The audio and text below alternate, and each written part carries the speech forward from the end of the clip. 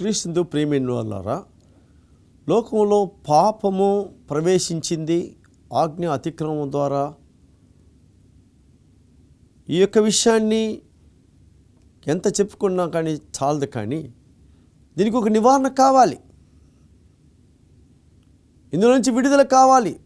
ప్రతి జీవి, ప్రతి ప్రాణి, ప్రతి మానవుడు పాపంలోంచి జీతమైన మరణాన్ని పొందుతూ చనిపోతూ ఉన్నాడు. దీనికి దేవుని యొక్క ఏర్పాటు ఏమిటి, దేవుడు దీని కొరకు ఏమి ఉద్దేశించి ఉన్నాడు అని చూస్తే ఆయన చేసి ముగించాడని చెప్పి దేవునికి వాక్యం చెప్తున్నది.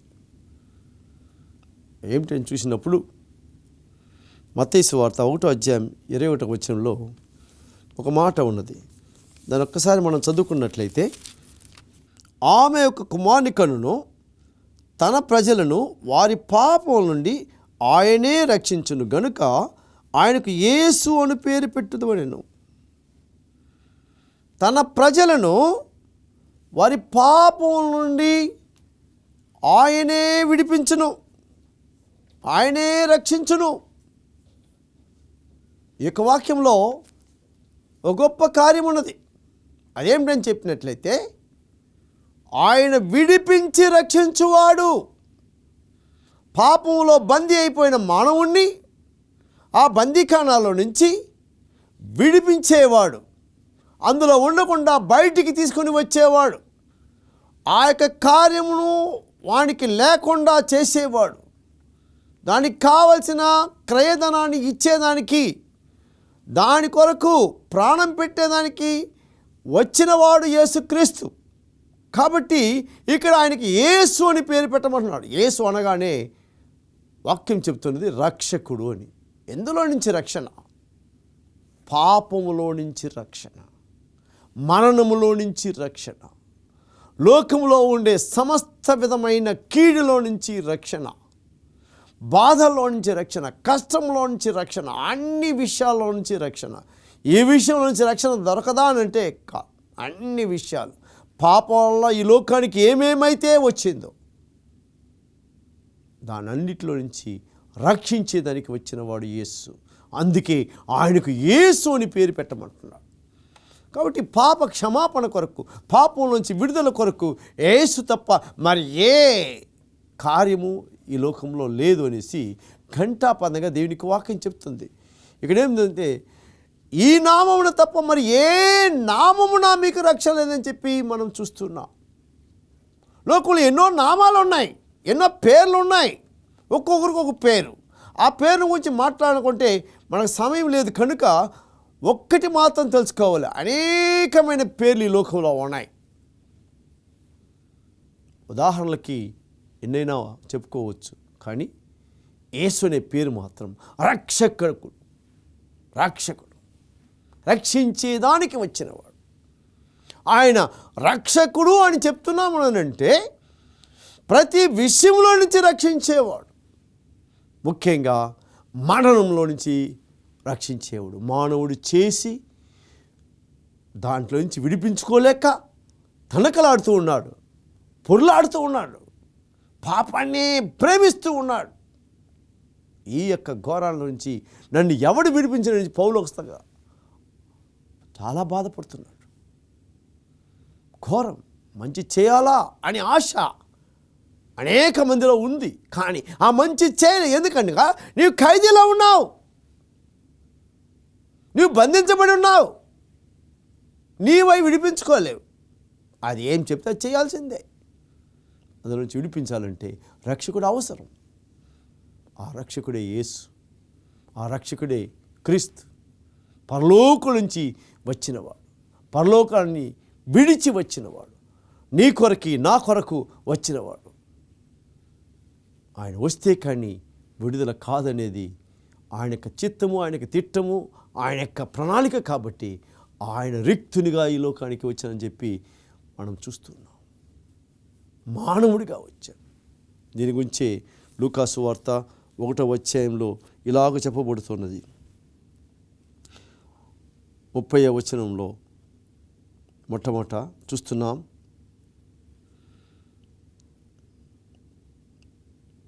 అందుకు దూత మరియా భయపడకము, దేవుని వలన నీవు కృప పొందితివి. ఇదిగో నీవు గర్భము ధరించి కుమారుని కని ఆయనకు యేసు అని పేరు పెట్టుదు. ఇక్కడ ఇంకొక వ్యత్యాసంగా చెప్తున్నా, ఆయనకి నీవు యేసు అనే పేరు పెట్టాలి, పేరు నిర్ణయిస్తున్నాడు. ఈ పేరు దేవుని వలన వచ్చినది, దేవుడు నిర్ణయించిన పేరు. ఆ నిర్ణయానికి కారణం ఏమంటే యేసు అనే ఆ పేరుకి అర్థము, యేసు అనే పదానికి కలిగిన ఒక మహిమ, ఆ పదానికి ఇచ్చిన ఒక శక్తి ఏమిటంటే రక్షణ.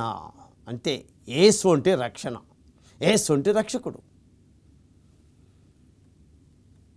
అందుకు జరిగిన విషయం అంతా మనకి ఇక్కడ అవసరం లేదు, కానీ దూత చెప్పిన మాట, మరియా భయపడుతూ చెప్పిన మాటకి మనం జవాబు చూసుకుంటే, మరి ఏమంటున్నది, నేను పురుషుని ఎరిగిన దాన్ని అయితేనే, ఒక స్త్రీ పురుషుని యొక్క కలయిక మాత్రం మానవుడు పుడుతున్నాడు. ఇక్కడ పెద్ద సత్యం ఉంది, దాని గురించి మనకు అక్కర్లేదు. ఇక్కడ మనకి అవసరమైన కార్యం ఏంటంటే, స్త్రీ పురుషుని యొక్క కలయిక వలన వారు ఫలించటం వలన అభివృద్ధి పొందాలి. దేవుడు మొట్టమొదట మానవుడిని ఎలాగో ఆశీర్వదించాడో ఆ ఆశీర్వాదం ప్రకారమే కదా మానవుడు పుట్టాలంటే. మొదటి మానవుడు ఎలాగ పుట్టాడు?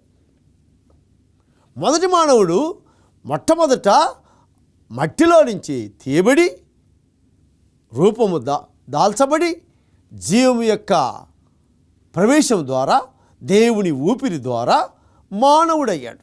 మట్టి మరియు దేవుడి ఆత్మ మనిషి. ఇక పెద్ద ఫిలాసఫీ, థియాలజీ, లెక్క అంతే, వేరింకే మార్గం లేదు. ఇప్పుడు ఇంకొక మానవుడు ప్రత్యక్షమవుతున్నాడు. మరి యొక్క ఆదాము అని చెప్పేసి ఆయనకి పేరు పెడతాం. 1 కొరింథీ 15వ అధ్యాయం 45వ వచనంలో ఇలాగూ చెప్పబడుతుంది,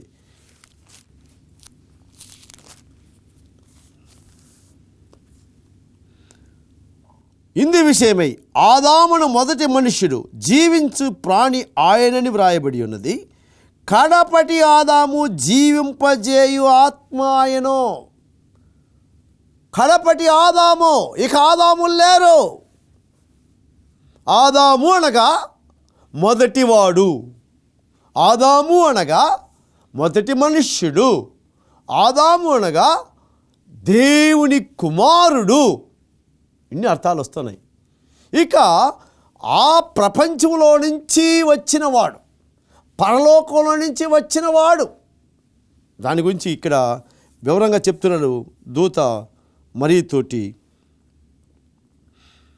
35వ వచనం 1వ అధ్యాయం లూకాసు వార్త, పరిశుద్ధాత్మ నీ మీదికి వచ్చును. మొదటి మనిషిని సృష్టించేదానికి ఆ మట్టిని ఎలాగూ ముట్టిందో అలాగూ ఈ మట్టి అయినా, పాపముతో నిండిన మట్టి అయినా మరియను ముడుతుందని చెప్పి దేవుడు చెప్తున్నాడు దూత ద్వారా. అవును, ఇప్పుడు పాపంతో నిండిన మరియం అనబడిన ఆ మట్టిని, ఆ జీవిని క్రముట ద్వారా సర్వోన్నతైన కుమారుడు, పరిశుద్ధుడైన కుమారుడు పుడుతున్నాడు. అదే ఇక్కడ చెప్పబడే మాట. పరిశుద్ధాత్మ నీ మీదికి వచ్చును, సర్వోన్నతుని శక్తి నిన్ను కమ్ముకొనును. మొదట ఎలాగూ ఈ భూమిని ముట్టి అనేక చెట్లని, అనేక పండ్లని సృష్టించిందో ఆ శక్తి, ఆ పరిశుద్ధాత్మ శక్తి నిన్ను కమ్ముకొనును. గనుక పుట్టబో శిశువు పరిశుద్ధుడై దేవుని కుమారుడు అనబడును. ఆయన పరిశుద్ధుడిగా ఉన్నాడు, ఎందుకనగా పరిశుద్ధాత్మ వలన కలుగుతున్నాడు. పరిశుద్ధం అనగా మొదటి మానవుడు పరిశుద్ధుడుగా పుట్టిననే దానికి ఇక్కడ ఒక నిర్ధారణ, ఒక రుజువు దొరుకుతున్నది. మొదటి మానవుడిని సృష్టించినప్పుడు వాళ్ళలో పాపము లేదని ఇక్కడ నిర్ధారణ చేయబడుతున్నది. అంతే. రెండవదిగా, ఆఖరిగా ఆఖరి ఆదాము, కడపటి ఆదాము అని ఆయనకు పేరు ఇవ్వబడి మొదటి నుంచి వస్తున్నవాడు పాపి అయి ఉంటాడు. పాపిలో నుంచి వచ్చే ప్రతి మనిషి పాపిగా ఉంటున్నాడు, పాపము చేసి పుడుతున్నాడు. ఈ పాపం నుంచి విడుదల పొందాలంటే ఏక ఆధారము లేదు. దీన్ని విడిపించాలంటే మరి యొక్క మానవుడు అవసరం, మరి యొక్క ఆదాము అవసరం. ఎందుకనగా ఆదాం తర్వాత కయ్యూను, కయ్యూను తర్వాత ఎంతమంది పుట్టినా పాపము వలన పుడుతున్నారు, పాపముతో పుడుతున్నారు. అందుకే దావీదు ఒక మాట చెప్తాడు, అదేమిటంటే, నా తల్లి నన్ను పాపములో గర్భము ధరించెను. క్రీస్తు ప్రియమైన వారులారా, ఈ పాపం నుంచి విడుదల పొందాలంటే దేవుని యొక్క శక్తి అవసరమైనది, పరిశుద్ధాత్మ శక్తి అవసరమైనది, పరిశుద్ధాత్మ యొక్క ప్రాపకం అవసరమైనది, పరిశుద్ధాత్మ పని అవసరమై ఉన్నది, పరిశుద్ధాత్మ యొక్క రాకడ అవసరమై ఉన్నది. ఇక్కడ ఆఖరిగా యేసు క్రీస్తు, యేసు అనే నామము ధరించబడిన దేవుని కుమారుడు ఈ లోకంలో రూపము దాల్చి శరీరదాయి, యోహాను సువార్త 1:14 ప్రకారం ఆ వాక్యము దేవుడై ఉన్న వాక్యము, మానవుని సృష్టించిన వాక్యము, దేవునితో ఉన్న వాక్యం, దేవుని యొద్ద ఉన్న వాక్యం శరీరధారి కృపాసత్య సంపూర్ణంగా మన మధ్య నివసించును. దేవుని యొక్క ప్రణాళిక ఎలాంటి గొప్పది. కడపటి ఆదాం, ఇక పరిశుద్ధుడైన ఆదాం, అతని ద్వారా అనేకులు సృష్టించబడాలి, అతనిలో అనేకులు పుట్టాలి. ఇక పైన యేసుక్రీస్తులో పుట్టే ప్రతి వాడు ఎందరైతే ఆయన అంగీకరించిన వారందరూ దేవుని కుమారులగునట్లుగా, ఆయన అంగీకరించేవారు ఇక నశింపక నిత్య జీవము పొందినట్లుగా ఆయన మనకు అనుగ్రహించాడు. వాక్యాలన్నీ పొందుపరిస్తే దేవుని ప్రణాళిక మహా గొప్పది. పాపం ఇక లేకుండా చేయాలని, పాపము చేయకుండా ఉండాలని యేసుక్రీస్తు ద్వారా పాపి ఇక పాపము చేయకుండా జీవించేదానికి ఒక ఏర్పాటు చేస్తున్నాడు. నేను మీకు ఒక ఉదాహరణ చెప్పబోతున్నాను. ఇది మానవుడు. ఈ మానవుడు పాపం చేయటం వలన పాపంలో బంధించబడి ఉన్నాడు. ఈ పాపంలో బంధించబడిన వాడిని ఎవరో ఒకరు విడిపించాలి. దానికి దేవుని యొక్క ప్రణాళికే ఈ యొక్క వాక్యం మనం ఇంతసేపు చూసాం. అవును, ప్రభువుని యేసు ఈ లోకానికి వచ్చి ఆయన శక్తిమంతుడిగా ఉండి ఈ పాపాన్ని ఛేదించి పాపము వలన వచ్చి జీవితమైన మరణాన్ని ఆయన చెల్లించుట ద్వారా మానవుణ్ణి ఈ యొక్క పాపములో నుంచి విడిపించి తనలోనికి చేర్చుకుంటున్నాడు. అందుకే ఇక్కడ చెప్పబడే మాట ఏమిటి అని అంటే, మనం చూసుకోవాల్సిన ఒక ముఖ్యమైన విషయం రోమాపత్రిక 8:1 ప్రకారం, కాబట్టి ఇప్పుడు క్రీస్తు యేసునందున వారికి ఏ శిక్షా విధియు లేదు. క్రీస్తు యేసునందుకు వచ్చాడు మానవుడు, క్రీస్తు యేసు విడిపించాడు. పాపంలో నుంచి విడిపించడానికి వచ్చినవాడు, పాపంలో నుంచి రక్షించేదానికి వచ్చినవాడు తనలోనికి చేర్చుకుంటున్నాడు. తనని ఎందరైతే అంగీకరించారో వారందరూ నశించకుండా నిత్య జీవం పొందినట్లు నిత్య జీవంలోనికి మానవుడు ప్రవేశిస్తున్నాడు. క్రీస్తు ప్రియమైన వారలారా, కాబట్టి క్రీస్తు యేసులోనికి వచ్చినట్లయితే నిత్య జీవం ఉన్నదనేది మనము మర్చిపోకూడదు. ఆ నిత్య జీవం పొందితే నిత్య మరణంలోంచి మనం విడిపించబడతాం. పాపం వల్ల వచ్చే జీతమైన మరణం ఇక మనల్ని ఆధీనపరచుకోదు. యేసుక్రీస్తు అందుకొరకే వచ్చాడు. ఆయన రక్తము చిందించడం ద్వారా పాప క్షమాపణ కలిగిందనేసి చూస్తున్నాం. రక్తము చిందించకుండా పాప క్షమాపణ లేదనే ఆ ధర్మం ప్రకారం ఆయన రక్తము చిందించి పాపానికి ప్రాయశ్చిత్తం చేసి ఏ శిక్షా విధి లేకుండా చేశాడని ఈ పత్రికలోని ఇక మాట మనకు చెప్తున్నది. మన పైన పడిన శిక్ష, పాపం వల్ల వచ్చే జీవితమైన మరణం అనే శిక్షని ఆయన తీసివేశాడు, తనలోనికి చేర్చుకుంటున్నాడు. అలాంటి స్థితిలో మనం ఆయనలో భద్రపరచబడిన వారంగా ఈ లోకంలో జీవించాలని ఆయన చిత్తం. మొట్టమొదటి స్వరూపం మనలో ఈ భూమి పైన సిద్ధం చేసి పరలోకానికి తీసుకొని పోవాలని ఆయన యొక్క చిత్తం. కాబట్టి ఇక్కడ శిక్షావిధి లేని మానవునిగా ఆయన అంగీకరించిన వారు అందరికీ కలుగుతున్నదనేదే దేవుని యొక్క వాక్యం చెప్తున్నది. ఆయన అంగీకరించాలంతే, వేరే మారలేదు. ప్రతి ఆజ్ఞను లోబడాలి, ప్రతి ఆజ్ఞను అనుసరించాలి, ప్రతి ఆజ్ఞకు తలవగ్గాలి. ఇక్కడ ఈ మాట ఏం చెప్తున్నదంటే యేసుక్రీస్తును అంగీకరించు, అప్పుడు నీకు నిత్య జీవం కలుగుతుంది. మరణమిక నిన్ను ఏలదు, మరణమిక నిన్ను ముట్టదు, మరణానికి నీవు ఆహుతి కావు. ఎందుకనగా నీ తరపున నీవు చెల్లించవలసిన ఆ యొక్క విధి, ఆ యొక్క పాపం వలన వచ్చే జీతమైన ఆ మరణం అనే ఆ యొక్క విధిలో నుంచి ప్రభువు నిన్ను దాటించేశాడు. ఉదాహరణ చెప్తే, ఒక తండ్రికి ఒక కుమారుడున్నాడు, పాపం చేశాడు. అతన్ని జైలుకి తీసుకెళ్ళారు. అక్కడ కోర్టులో ఏం తీర్మానం చేశారంటే, ఒకటి నీవు డబ్బు చెల్లించు, లేకపోతే శిక్ష నీకు జైలు అన్నారు. అందుకని ఆయన డబ్బు చెల్లించి బయటికి తీసుకొని వచ్చాడు. అలాగే ఇక్కడ ఆయన రక్తము చిందిస్తే విడుదల ఉన్నది, ఆయన రక్తం చిందిస్తే క్షమాపణ ఉన్నది, ఆయన రక్తం చిందిస్తే శుద్ధీకరణ ఉన్నది. యేసుక్రీస్తు యొక్క రక్తము సమస్త పాపం నుండి మనల్ని పవిత్రులు చేయని చెప్పిన వాగ్దానం నెరవేరుతున్నది. కాబట్టి ఇక్కడ శిక్షావిధిని ఉంచి మానవుడు తప్పించబడుతున్నాడు. ఇది దేవుని యొక్క ఉచితమైన కృప, ఆయన ఉచితమైన ప్రేమ, ఆయన అనాది సంకల్పం. మొదటి మానవుల్లో నుంచి పుట్టినవాడు పాపమే చేస్తున్నాడు. కడపటి ఆదాములోనికి వచ్చినవాడు ఇక పాపము చేయకుండా జీవించేదానికి, నిత్య జీవంలో నడిచేదానికి, నిత్య జీవంలో ఉండేదానికి, ఆ నిత్య జీవంలోనే భద్రపరచబడేదానికి క్రీస్తు యేసు లోకానికి వచ్చాడు. మహాత్యాగం, మహాప్రణాళిక.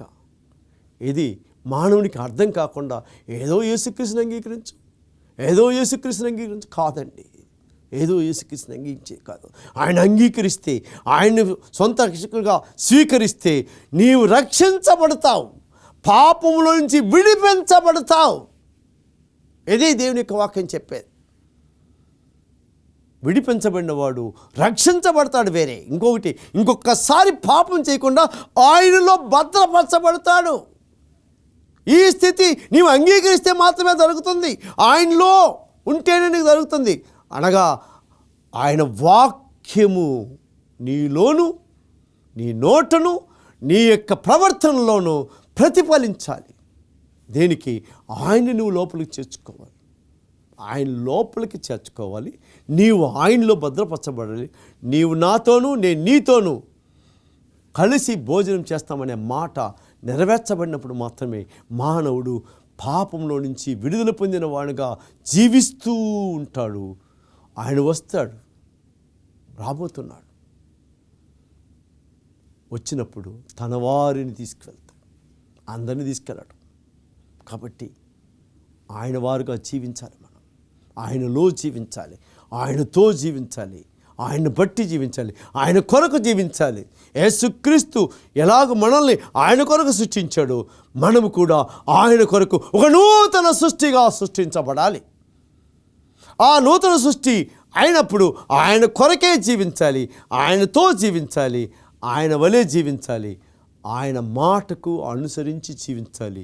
ఇంతకు మునుపైతే విధేయత లేదు, ఇప్పుడైతే విధేయతను యేసుక్రీస్తులో ఉండి నేర్చుకొని విధేయతతోటి ఈ లోకంలో జీవించి ఆయన మాటను అనుసరించేవారుగా ఆయన చేతిలో చేపిస్తే మనల్ని ఆయన పట్టుకొని నడిపిస్తాడు, మనల్ని ఆయన జీవింపచేస్తాడు. మనకి నిత్య జీవాన్ని ఎల్లప్పుడూ ఉండేటట్లుగా ఈ లోకములో ఇక పాపములోనికి పోనివ్వకుండా ఆయనలో భద్రపరచుకుంటాడు. ఎంత శ్లాఘ్యత మనకి! నిజముగా అంగీకరించిన వారికి, సత్యముగా ఆయనతో ఉండాలని తీర్మానం చేసుకున్న వారికి వీరికి మాత్రమే దక్కుతుంది. నోటితో ఒప్పుకోవడం మాత్రమే కాదు, హృదయంలో చేర్చుకొని, హృదయంలో ఆ మాటను దాచుకొని అలాగ జీవించాలి. జీవించేదానికి సమర్పించుకుందామా? ప్రభువా, నన్ను నీలో చేర్చుకో, నన్ను భద్రపరచనైనా. ఈ లోకం నన్ను ఏలుతున్నది, ఈ పాపం నన్ను ఏలుతుంది, ఈ పాపం నన్ను ఆకర్షించి నన్ను పాపమే చేయిస్తుంది. నన్ను నీలో చేర్చుకుంటే నేను ఇకపైన పాపము చేయని అనుభవంలో పెరుగుతానని, నిత్య జీవం పొందిన వాడుగా జీవిస్తానని నీ యొక్క వాక్యం నాకు ఇంత వివరంగా చెప్పావు కదా ప్రభువా, నన్ను అంగీకరించిన ఆయనకి చేతులెత్తి దండం పెట్టి ఆయన్ను మొక్కి ప్రార్థన చేస్తామా? ఒప్పుకుందామా? ఆయనలోకి వెళ్దామా? ఆయన చేర్చుకోవడానికి సిద్ధంగా ఉన్నాడు. ఎలాంటి వారినైనా సరే, ప్రయాసపడి భారం మోసిన సమస్తమైన మీరు నా యొద్దకు రండి, నేను మీకు విశ్రాంతిని ఇస్తాను అంటున్నాడు. పాపం ఉంచే విశ్రాంతి లేకుండా అలసట పొంది నశించిపోయే మనల్ని తనలోనికి చేర్చుకొని విశ్రాంతి ఇస్తాను అంటున్నాడు. చేద్దామా? ప్రార్థన చేద్దాం. మమ్మల్ని మిక్కిలిగా ప్రేమించున్న మా పరలోకపు తండ్రి, ఈ పాప శరీరంలో, ఈ పాప లోకంలో పాపమే మమ్మల్ని ప్రేరేపిస్తూ, పాపమే మమ్మల్ని ఏలుతూ ఉన్న ఈ లోకంలో మమ్మల్ని పాపం నుంచి విడిపించేదానికి నీవు చేసిన గొప్ప ఏర్పాటును బట్టి నీకు స్తుతులు స్తోత్రం. మేము అంగీకరిస్తున్నాం నాయన, మేము అంగీకరిస్తున్నాం తండ్రి, నేను అంగీకరిస్తున్నాను నాయన. నన్ను నీలో చేర్చుకో. ఇక పాపంలో నుంచి విడిపించిన అనుభవంలో, పాపంలో చేయకుండా రక్షించే రక్షణగా నీవు నాకున్నావు కాబట్టి నన్ను నీలో చేర్చుకొని ఈ లోకంలో నన్ను నడిపించి నీ రాజ్యంతో వచ్చిన నన్ను జ్ఞాపకం పరలోక భాగ్యం నాకు దయచేయమని యేసు నామమున వేడుకొంటున్నాను తండ్రి. ఆమేన్.